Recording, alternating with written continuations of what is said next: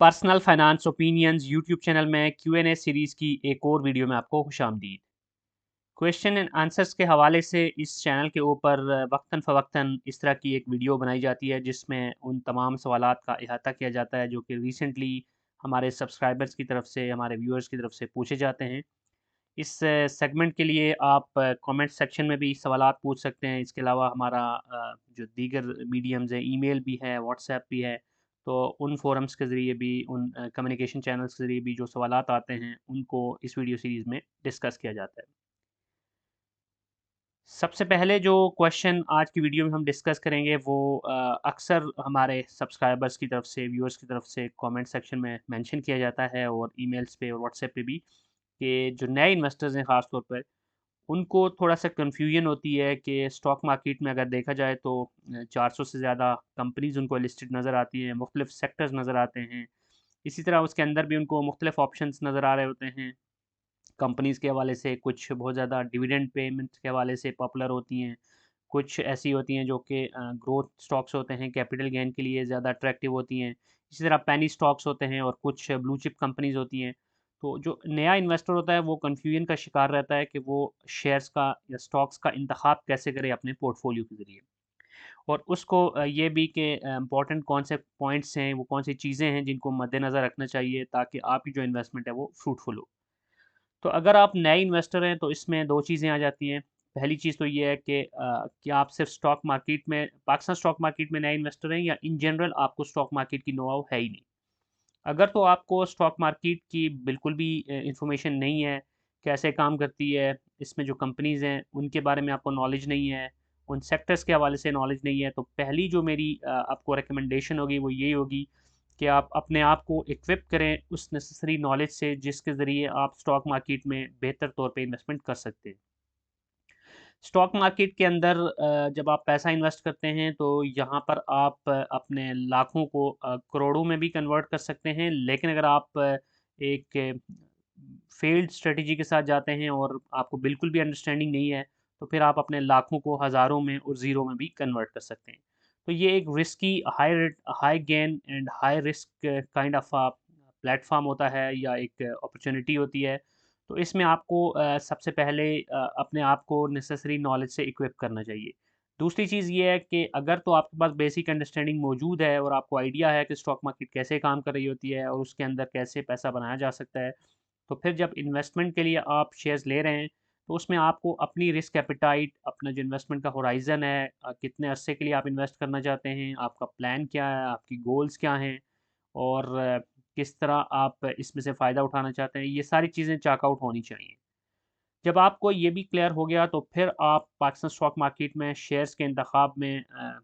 जो इसका data portal है वो सबसे ज़्यादा बेहतर आपके पास प्लेटफॉर्म आ जाता है। जो फर्स्ट सोर्स ऑफ ट्रूथ है, dps.psx.com.pk पे जाके वहाँ पर फिर आप जो स्टॉक स्क्रीनर है वहाँ पर जाकर मुख्तलिफ स्टॉक्स को सेलेक्ट कर सकते हैं। अगर आप एक नए इन्वेस्टर हैं तो मेरी आपको सजेशन यही होगी कि कोशिश करें कि सेफ़ खेलें, डिफेंसिव स्टॉक्स के अंदर जाएँ। एक वीडियो कुछ दिन पहले मैंने बनाई थी डिफेंसिव स्ट्रेटजी के हवाले से। वो तो ट्रेडिंग के हवाले से थी, कि आप स्विंग ट्रेडिंग कैसे कर सकते हैं as a defensive in long term investor. तो उसी से कॉम्प्लीमेंट्री या उसी से रिलेटेड कुछ डिस्कशन मैं यहाँ पे करूँगा कि सबसे इम्पोर्टेंट चीज़ ये है कि एज अ न्यू इन्वेस्टर आपके पास जो अंडरस्टैंडिंग होती है वो कंपैरेटिवली कम होती है, इसलिए कोशिश करें कि वो स्टॉक्स हैं जो कि ब्लू चिप हैं और बड़ी कंपनीज़ हैं जिनकी बिज़नेस के फुटप्रिंट अच्छे हैं, और इसमें आप डिविडेंड स्टॉक्स को पहला प्रेफ़रेंस दें। वो कंपनी सेलेक्ट करें जो कि कंसिस्टेंटली डिविडेंड दे रही हैं, जिसके अंदर बहुत ज़्यादा कोई एक्स्ट्राऑर्डिनरी वोलेटिलिटी नहीं है, और वो ऐसी कंपनीज़ हैं जिनका पास्ट ट्रैक रिकॉर्ड भी आपको बता रहा है कि वो कंसिस्टेंटली अच्छा परफ़ॉर्म करती आ रही हैं। तो जब आप स्टॉक स्क्रीनर यूज़ करेंगे तो वहाँ पर आप डिविडेंड यील्ड का फ़िल्टर लगा लें कि वो कंपनी सेलेक्ट करें जिनकी डिविडेंड यील्ड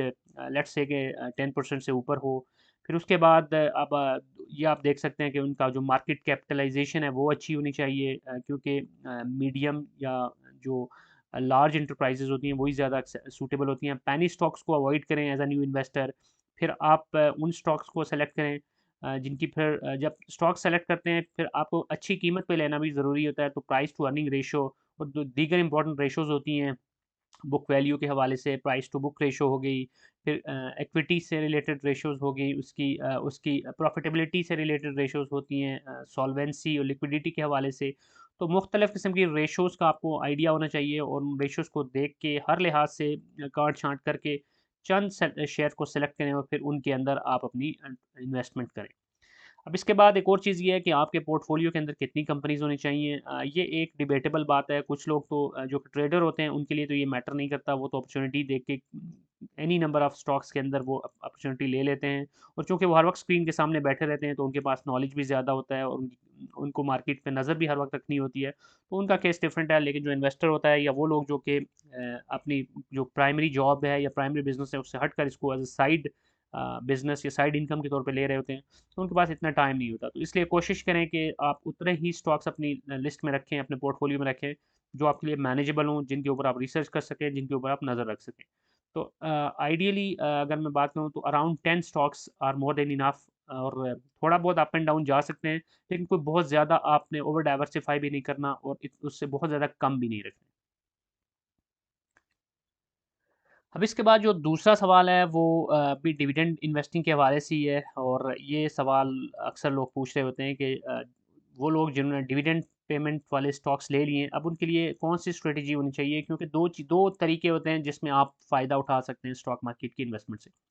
एक तो ये है कि जब आपको डिविडेंड मिलता है, एक्स डेट तक अगर अगर आप होल्ड रखते हैं शेयर्स को तो एक्स डेट के बाद फिर आपको डिविडेंड के लिए एलिजिबिलिटी हो जाती है और फिर आपको in due course of time dividend आपके अकाउंट में आ जाता है। दूसरा तरीका ये होता है कि कैपिटल गेन हासिल कर सकते हैं आप, यानी कि कम कीमत पे कोई शेयर आपने ख़रीदा और फिर आपने उसको अच्छी कीमत पे बेच दिया, तो जो बीच में मार्जिन आपको मिलता है, जो आपको प्रॉफ़िट बनता है, वो कैपिटल गेन होता है।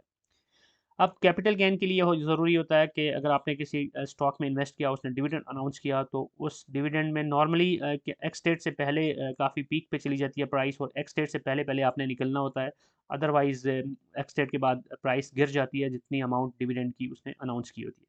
तो अब स्ट्रैटेजी कौन-सी यूज़ होनी चाहिए? तो इसमें आपका एक तो पर्सनल प्रेफ़रेंस हो सकता है, लेकिन जो मेरी रिकमेंडेशन है या मेरी सजेशन है, वो यही होगी कि आप अपने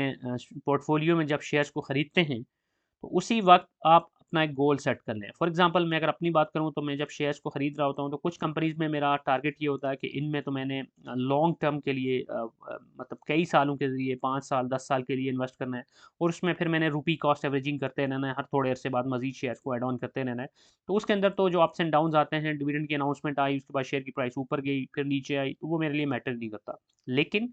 बहुत सारे ऐसे शेयर्स होते हैं जिनको जब मैं ले रहा होता हूँ, तो साथ ही जो मेरी अपनी एक्सेल शीट होती है उसमें एक कॉलम होता है टारगेट का, तो उसमें मैं मेंशन कर देता हूँ कि इस पे मेरा टारगेट ये है कि जब भी 40% एज़ एन एग्ज़ाम्पल 40% मुझे गेन मिल गया, तो मैंने इसमें से एग्ज़िट कर देना है। अब वो 40% गेन आपको या तो डिविडेंड की मद में मिल सकता है या कैपिटल गेन की। लेट्स सपोज़ कि आपने कोई शेयर स ₹60 का लिया, तो अगर तो वो ₹90 का हो गया तो इट मीन्स कि आपने ऑलरेडी ₹30 का गेन हासिल कर लिया, 50% गेन हासिल कर लिया। अ, तो अब उसके अंदर आप क्या मज़ीद उसको होल्ड रखना चाहते हैं या नहीं? तो अगर तो आपने 50% टारगेट सेट किया था कि आपने 50% इसमें से गेन हासिल करना है, उसके बाद एग्ज़िट कर जाना है, तो फिर इस सूरत में आपका ये क्राइटेरिया फुलफ़िल हो रहा है। तो अगर आपने शेयर्स खरीदते वक़्त कोई टारगेट सेट किया और वो टारगेट आपका अचीव हो रहा है, तो फिर आप उसमें से एग्ज़िट कर सकते हैं। दूसरी चीज़ ये है कि कैपिटल गेन हो या डिविडेंड के लिए आप इन्वेस्ट करें, दोनों सूरतों में आपकी टैक्स डिडक्शन भी होती है और जो दीगर डिडक्शंस होती हैं, वो भी आपने ज़हन में रखनी। जितना ज़्यादा बार-बार आप शेयर्स को बाय एंड सेल कर रहे होते हैं, तो ऑफ़ कोर्स उसमें ब्रोकरेज का कमीशन भी लग रहा होता है। तो ऑल लोग वो मिनिमल होता है और जब आपका कैपिटल गेन ज़्यादा हो, तो वो छोटी-सी अमाउंट ही आप समझें, लेकिन कैपिटल गेन टैक्स भी लगता है, तो ये सारी चीज़ें भी आपने ज़हन में रख के डिसाइड करना है। लेकिन बेहतर हिकमत अमली यही होगी कि आप अपने इंडिविजुअल शेयर्स को ख़रीदते वक़्त अपनी स्ट्रेटजी को अलाइन करें और उसके साथ मुताबिक ही फ़ैसला करें, तो उसमें आप अपना ज़्यादा प्रॉफ़िट कमा सकते हैं। अब जनरल परसेप्शन ये है कि वो लोग जो कि लॉन्ग टर्म के लिए शेयर्स को होल्ड करके रखते हैं और सिर्फ़ डिविडेंड ले रहे होते हैं, वो न कंपैरेटिवली कम पैसा कमा सकते हैं उन लोगों के मुकाबले में, जो कि कैपिटल गेन के लिए स्विंग खेल रहे होते हैं। अब इसमें दो दो इसकी फ्लिप साइड भी है कि अब डिविडेंड के लिए अगर आप सेफ साइड की इन्वेस्टमेंट करते हैं लॉन्ग टर्म के लिए और उसमें वो भी अच्छे शेयर्स में, तो इस चीज़ के भी चांसेस बहुत कम होते हैं कि आप उसमें लॉस उठाएँ। लेकिन कैपिटल गेन के लिए अगर आप सिर्फ़ ट्रेड्स कर रहे होते हैं, तो उसमें एक तरफ तो ये है कि आप ज़्यादा फ़ायदा भी उठा सकते हैं, लेकिन साथ-साथ चूँकि उसमें स्टॉप लॉसेस लगाए हुए होते हैं, तो अक्सर स्टॉप लॉस भी हिट हो जाता है, तो आप उसमें लॉस भी कर रहे होते हैं। तो इसमें आपने अब दोनों चीज़ों को ज़हन में रखना है। तो इसी हवाले से ऑलरेडी जो एक वीडियो जिसका मैंने ज़िक्र पहले भी किया है कि डिफेंसिव स्विंग ट्रेडिंग स्ट्रेटजी क्या होती है, वो एक फ़ेवरेबल ऑप्शन है। तो उस हवाले से जो वीडियो है उसका लिंक भी मैं आपको डिस्क्रिप्शन में शेयर कर दूँगा। उसको भी देख सकते हैं और उस अप्रोच को भी फ़ॉलो कर सकते हैं, जिसको अगर इन अ नटशेल में यहाँ पे डिस्कस करूँ, तो वो अप्रोच ये है कि 80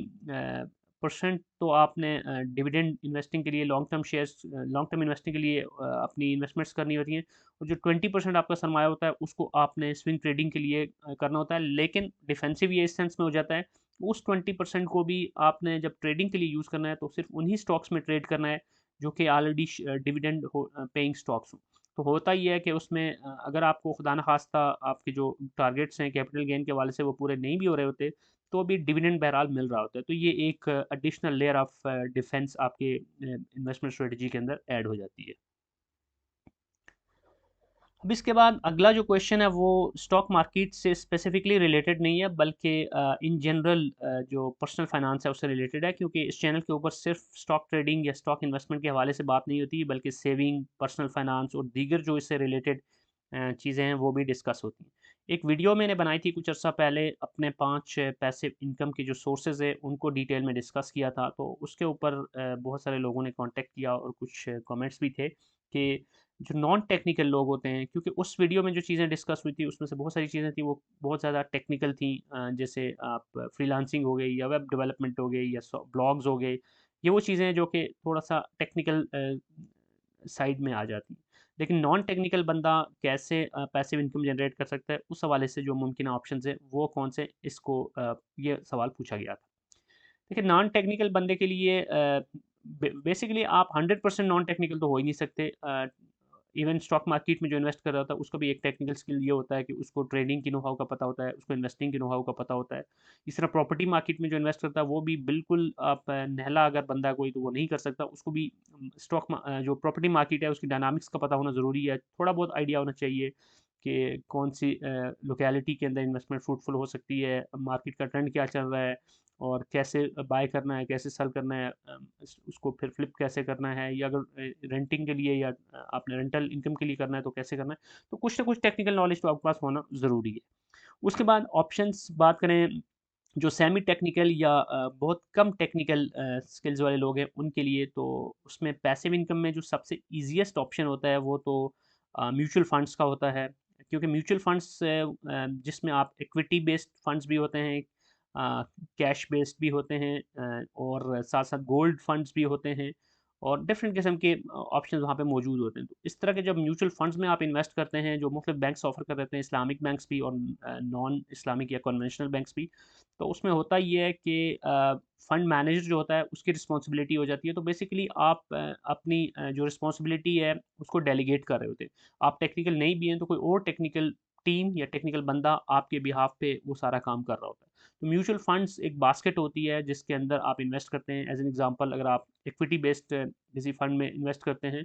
तो उस बास्केट के अंदर जिसका एक पोर्शन आप खरीद रहे होते हैं, तो उसमें उन्होंने बहुत सारे शेयर्स को मिला के एक बास्केट बनाई होती है। तो वो खुद ही रिसर्च कर रहे होते हैं, खुद ही डिसाइड कर रहे होते हैं, गाँठ-छाँट कर रहे होते हैं, तो उसका जो फिर प्रॉफ़िट होता है, जो उसकी ग्रोथ होती है, उसकी बेसिस पे आप फ़ायदा उठा रहे होते हैं। तो एक ऑप्शन तो हो गया म्यूचुअल फंड्स का। दूसरा ऑप्शन जो हो गया वो ख़ास तौर पे जो ओवरसीज़ पाकिस्तानीज़ हैं, जो कि हमारे इस चैनल पे बहुत सारे ओवरसीज़ पाकिस्तानीज़ भी डिस्कशन में हिस्सा ले रहे होते हैं। तो रोशन डिजिटल अकाउंट के ज़रिए भी बहुत सारे ऑप्शंस आपके पास होते हैं, जिसमें एक काफ़ी सेफ़र और एक बेहतर ऑप्शन अ, नया पाकिस्तान सर्टिफ़िकेट्स या उनका जो इस्लामिक वेरिएंट है, इस्लामिक नया पाकिस्तान सर्टिफ़िकेट्स का है। तो उसमें आप सुकूक खरीद रहे होते हैं, और फिर वो आपको क्वार्टरली बेसिस पे या फिर हाफ ईयरली, जो आपके टर्म है उसके एंड के ऊपर आपको प्रॉफ़िट दे रहे होते हैं थ्रू इस्लामिक बैंकिंग मैकेनिज़्म। तो वो एक ऑप्शन है, काफ़ी हद तक सेफ़ है, और उसमें मुख्तलिफ़ करेंसीज़ के अंदर आप कर सकते हैं, पीकेआर में भी कर सकते हैं, डॉलर्स में कर सकते हैं, यूरो में कर सकते हैं, पाउंड्स में कर सकते हैं, मुख्तलिफ़ करेंसीज़ में आप अपनी इन्वेस्टमेंट कर सकते हैं। वो सेकंड ऑप्शन हो गया। उसके बाद जो तीसरा ऑप्शन आ जाता है वो स्टॉक मार्केट के अंदर अगर बात करें तो ब्लू चिप स्टॉक्स जो होते हैं, डिविडेंड इन्वेस्टिंग स्टॉक्स होते हैं, वो एक बड़ा बेहतर ऑप्शन है। तो उसमें आप इस तरह के ब्लू चिप स्टॉक्स को लेके फिर सुकून से बैठ जाते हैं, और वो ऐसे स्टॉक्स, बहुत सारे ऐसे स्टॉक्स हैं जो हर क्वार्टर में आपको डिविडेंड दे रहे होते हैं। तो आपको डिविडेंड की मद में उसमें से जो फ़ायदा हो रहा है वो डायरेक्टली आपके अकाउंट में फ़ॉल कर रहा होता है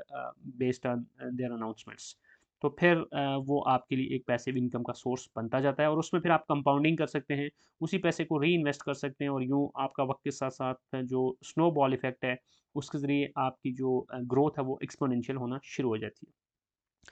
फिर इससे हट के अगर बात की जाए तो प्रॉपर्टी सेक्टर तो हमेशा से ही पाकिस्तानियों के लिए एक लुक्रेटिव ऑप्शन रहा है। ऑल्दो के पिछले कुछ अरसे से प्रॉपर्टी मार्केट काफ़ी ज़्यादा तनाज़ुली का शिकार है for various reasons, economic factors की वजह से, जो लेजिस्लेटिव या पॉलिसी फैक्टर्स हैं उसकी वजह से।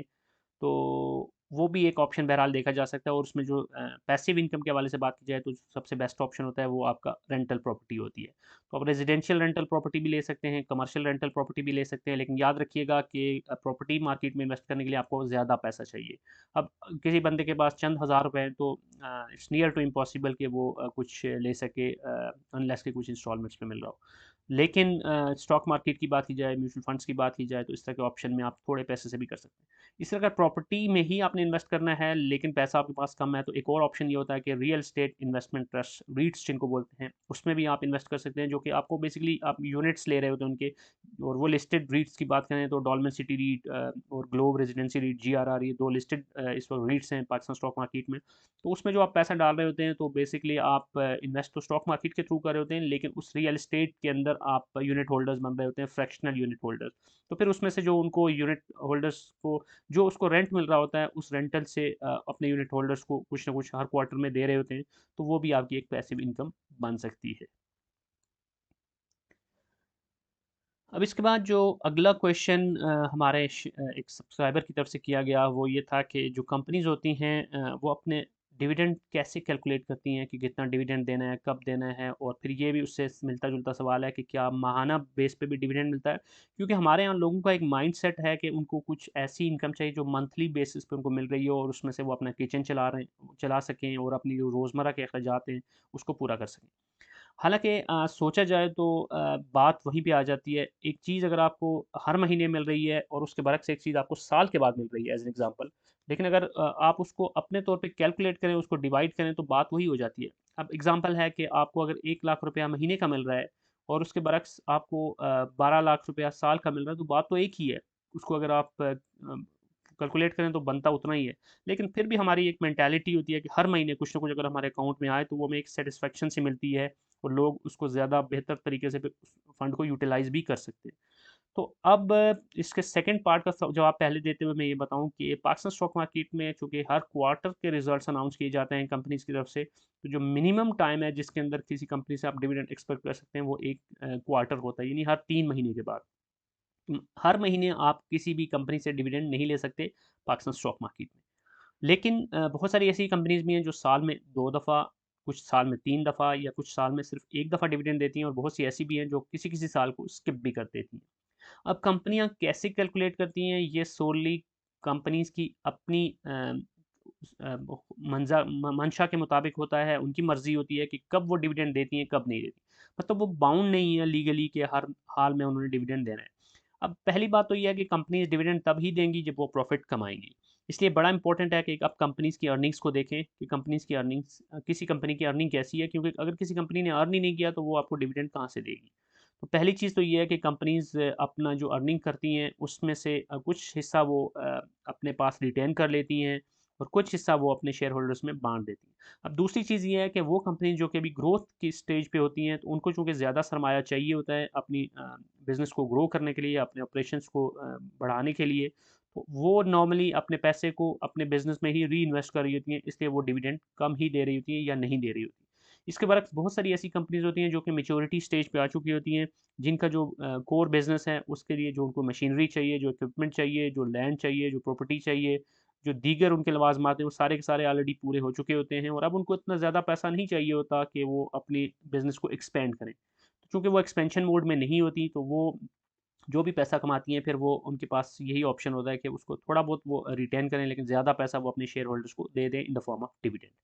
तो आप कोशिश करें कि अगर आप डिविडेंड इन्वेस्टर हैं तो ऐसी ही कंपनीज़ को सेलेक्ट करें जो कि मैच्योर कंपनीज़ हैं, जिनकी क्रेडिबिलिटी ऐसी है कि वो पिछले काफ़ी अर्से से डिविडेंड ही दे भी रही हैं, और पे आउट रेशो जिसको बोलते हैं वो उनकी अच्छी है। पे आउट रेशो का मतलब ये है कि अब लेट्स सपोज़ कि किसी कंपनी ने ₹100 कमाया और ₹100 ही डिविडेंड दे दिया, तो वो 100% पे आउट रेशो हो गया उसका। किसी कंपनी ने ₹50 कमाया और उसने ₹1 दिया, तो आप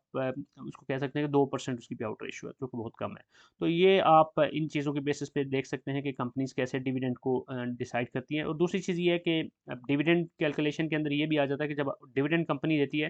फिर आपको वो सारे का सारा डिविडेंड नहीं मिलता, बल्कि उसमें से ज़कात एंड टैक्स डिडक्शन होती है, और उसको फिर आप कितना ज़कात एंड टैक्स डिडक्शन होगी ये भी देखना है। टैक्स की अगर बात की जाए तो 15% on filer as of now, 30% on non filer. तो ये बड़ा ज़रूरी है कि अगर आप स्टॉक मार्केट में इन्वेस्ट कर रहे हैं तो फाइलर बन जाएँ आप पहली फुर्सत में, क्योंकि 15% आप सीधा-सीधा बचा रहे होते हैं वहाँ पे। और दीगर भी पाकिस्तान में इस वक़्त देखें तो नॉन फाइलर के लिए तो ज़िंदगी तंग होती जा रही है, मुश्किल होती जा रही है, और अगर आप नॉन फाइलर हैं तो बैंकिंग ट्रांज़ैक्शंस पे हर जगह पे आपको ज़्यादा ही देना पड़ता है। तो इसलिए फाइलर बनना एक रिस्पॉन्सिबिलिटी या एक कानूनी लिहाज से एक बाइज़ शहरी के लिहाज से भी आपकी रिस्पॉन्सिबिलिटी है, लेकिन आपके अपने उसमें फ़ायदे भी होते हैं। अब एक और चीज़ ये है कि जो पावर सेक्टर की जो आईपीपीज़ हैं, जो कि कैप्को के अलावा मेजॉरिटी ऑफ आईपीपीज़ की मैं बात करूँ तो उसमें जो टैक्स डिडक्शन है वो हाफ़ होती है। जैसे अगर मैं एग्ज़ाम्पल ले लूँ हपको की, तो हपको में अगर आपको डिविडेंड मिलता है तो आप अगर फाइलर हैं तो आपको 15% नहीं बल्कि 7.5% टैक्स देना पड़ेगा। इसके बरक्स अगर आप किसी नॉन आईपीपी की बात करें, किसी और सेक्टर की कंपनी होती तो आपको एज़ अ फाइलर 15% और नॉन फाइलर 30% देना पड़ता। तो इस केस में 7.5% for the filer and 15% for the non filer हो जाता है। अब इसके बाद जो अगला सवाल है, हमारे एक इन्वेस्टर ने और एक सब्सक्राइबर ने किया कि आप वो एक लॉन्ग टर्म इन्वेस्टर हैं, और वो ये कह रहे हैं कि वैसे तो स्टॉक मार्केट पाकिस्तान की बात की जाए, पाकिस्तान की इकानमी की बात की जाए, तो यहाँ पर तो रोज़ ही घबराने वाली खबरें ही आती हैं। कभी क्या हो जाता है, कभी पॉलिटिकल एंड पे, कभी इकोनॉमिक एंड पे, कभी जो हमारी सिक्योरिटी का एंड है उसके ऊपर। हर लिहाज से ऐसी खबरें आती रहती हैं। आप न्यूज़ बुलेटिन खोलें तो उसमें अच्छी खबर कोई होती ही नहीं है, सिर्फ घबराने वाली खबरें होती हैं। तो कहते हैं कि as a long term investor कब हमें घबराना चाहिए, फ़ियरफुल होना चाहिए, और शेयर्स में से एग्ज़िट कब कर लेना चाहिए? देखिए, पहली बात तो ये है कि लॉन्ग टर्म इन्वेस्टर बनने का सबसे बड़ा फ़ायदा ये होता है कि इसमें आप पैनिक कम से कम कर रहे होते हैं। आप सर दर्द की गोलियाँ आपको रोज़ खा के सोना नहीं पड़ता, क्योंकि वक़्ती तौर पे जो मार्केट के अंदर वॉलेटिलिटी आती है, अप्स एंड डाउन्स आते हैं, जो कि एक ना सिर्फ़ हमारी मार्केट में बल्कि इंटरनेशनली भी आप देखें तो ये मार्केट का नॉर्म होता है। और ये कभी भी एक स्ट्रेट ट्रैजेक्टरी के अंदर स्टॉक मार्केट ऊपर भी नहीं जाती, नीचे भी नहीं जाती, बल्कि वो यूँ ही हमेशा ज़िग-ज़ैग की सिचुएशन में रहती है। तो as a long term investor आपको बिल्कुल भी पैनिक नहीं करना चाहिए, अगर आपने अच्छी कंपनीज़ को अच्छी रिसर्च करके अच्छे टाइम के ऊपर बाय किया है। लेकिन उसके बावजूद कुछ सर्कमस्टांसेस ज़रूर ऐसे होते हैं जिसमें आपको चौकन्ना होना पड़ता है, जिसमें आपको एक्टिव होके अपना डिसीजन लेना होता है। और उसमें जो इम्पोर्टेंट चीज़ है वो ये है कि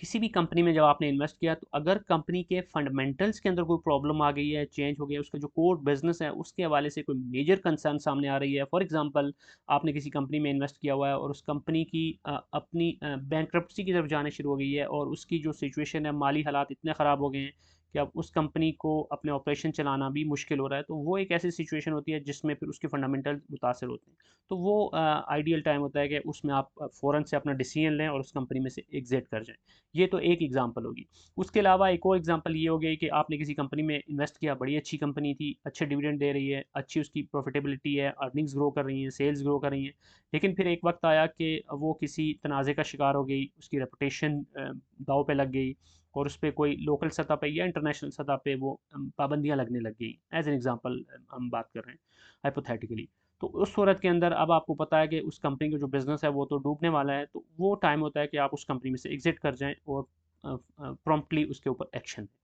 तो ये एक चीज़ होती है, और तीसरी चीज़ ये एग्ज़िट के हवाले से, ये तो कुछ सिचुएशंस हो गई जिसमें आपको फ़ौरन एग्ज़िट लेना ही लेना है, और तीसरी चीज़ ये है कि आप किसी भी कंपनी में आप इन्वेस्टमेंट लॉन्ग टर्म भी की हुई है, तो अगर आपको लगता है कि अब आपने उसमें से उसका जितना जूस था वो आपने निकाल लिया है, यानी कि बहुत ज़्यादा उसमें से आपने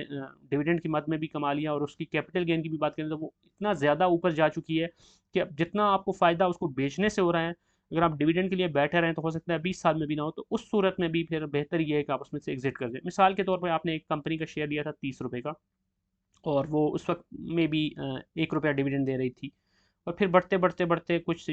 मुख्तलिफ सर्कमस्टांसिस की वजह से उस कंपनी का शेयर इट्सल्फ लेट्स सपोज कि 1000 पे चला गया, जो कि बहुत ही आइडियल सिचुएशन की मैं बात कर रहा हूँ। तो अब अगर वो कंपनी 5 रुपये या 10 रुपये डिविडेंड दे रही है क्वार्टरली बेसिस पे भी, तो आप अपनी कैलकुलेशन करें कि 30 रुपये का शेयर आपने जो कि 1000 पे पहुंच चुका है, तो जितना ज़्यादा आपको इसमें फ़ायदा हो रहा है कैपिटल गेन की मद में, शायद डिविडेंड की मद में आप अगले 30 साल में भी आपको ना हो सके।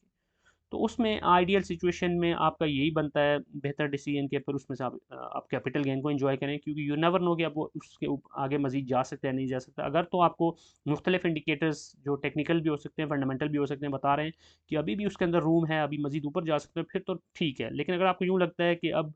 फॉर सम रीज़न मजीद इसके अंदर अब और ऊपर जाने की गुंजाइश नहीं है, और जो इसका डिविडेंड है वो भी इतना ज़्यादा आपको प्रॉफिट नहीं दे सकता जितना ज़्यादा आप इसमें से कैपिटल गेन हासिल कर सकते हैं, तो फिर भी आप उसमें से एग्ज़िट कर लें। तो एग्ज़िट के हवाले से ये भी एक स्ट्रेटजी होती है। और चौथी चीज़ जो पहले मैंने डिस्कस की थी वो ये थी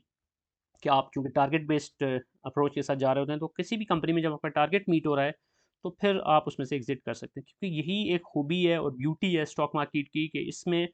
contrary to what we see in the property market में आपने प्लॉट लिया तो इतना आसान नहीं है उसको लिक्विडेट करना। आपको बायर ढूँढना आसान नहीं होता। 2 ढाई करोड़ की प्रॉपर्टी है, तो ये नहीं है कि हर दूसरे बंदे ने जेब में 2 ढाई करोड़ रखा हुआ है और वो इंतज़ार कर रहा है कि आप अपना प्लॉट बेचने के लिए अनाउंस करें और वो फ़ौरन से आके ले ले। उसमें आपको बहुत ज़्यादा तग-ओ-दो करनी पड़ती है। बसा औक़ात आपको लॉस में भी बेचना पड़ता है या ब्रेक इवन पे बेचना पड़ता है, या फिर आपको जो बायर्स ढूँढने में भी मुश्किल होती है, वो अलग चीज़ है। लेकिन कॉन्ट्ररी टू दैट, अगर आप स्टॉक मार्केट में इन्वेस्टमेंट कर रहे हैं, तो आपने जो इन्वेस्टमेंट्स कर रखे हैं, जब भी चाहें आप फ़ौरन से ओपन मार्केट के अंदर अपने शेयर्स को बेच सकते हैं। मोस्टली जो अच्छे वॉल्यूम वाले शेयर्स होते हैं, उसमें फ़ौरन से ही आप उस शेयर्स को निकाल सकते हैं। तो एज़ सच इस तरह की कोई प्रॉब्लम आपको नहीं आती। तो ये आप as a long term investor as well as a short term और मीडियम टर्म इन्वेस्टर और एज़ अ स्विंग ट्रेडर बड़ी ईज़िली अपने शेयर्स को लिक्विडेट भी कर सकते हैं। तो ये सारी चीज़ें आपकी पर्सनल प्रेफ़रेंस पे, गोल्स पे और स्ट्रेटजी के ऊपर भी डिपेंड करती हैं। बहरहाल ये थे कुछ क्वेश्चन जिनको आज की इस वीडियो में डिस्कस किया गया। चूँकि वीडियो लंबी हो गई है, इसलिए कोशिश की जाएगी इन फ्यूचर के आपके सवालात के जवाबात को ब्रीफली और मुख्तसर दिया जाए। और इस चैनल के ऊपर जो Q&A की सीरीज़ है, इस हवाले से अगर आपकी कोई सजेशन है, इसको कैसे बेहतर बनाया जा सकता है, या आपका कोई क्वेश्चन है, तो आप कमेंट सेक्शन में लिख सकते हैं, ईमेल से भी कॉन्टैक्ट कर सकते हैं, और हमारा फ्री व्हाट्सएप ग्रुप भी जॉइन कर सकते हैं, जिसका लिंक आपको डिस्क्रिप्शन में मिल जाएगा। और अगर आपको ये वीडियो पसंद आई है, तो चैनल को सब्सक्राइब करना, वीडियो को लाइक करना, बेल आइकन को प्रेस करना मत भूलिएगा। Thank you very much.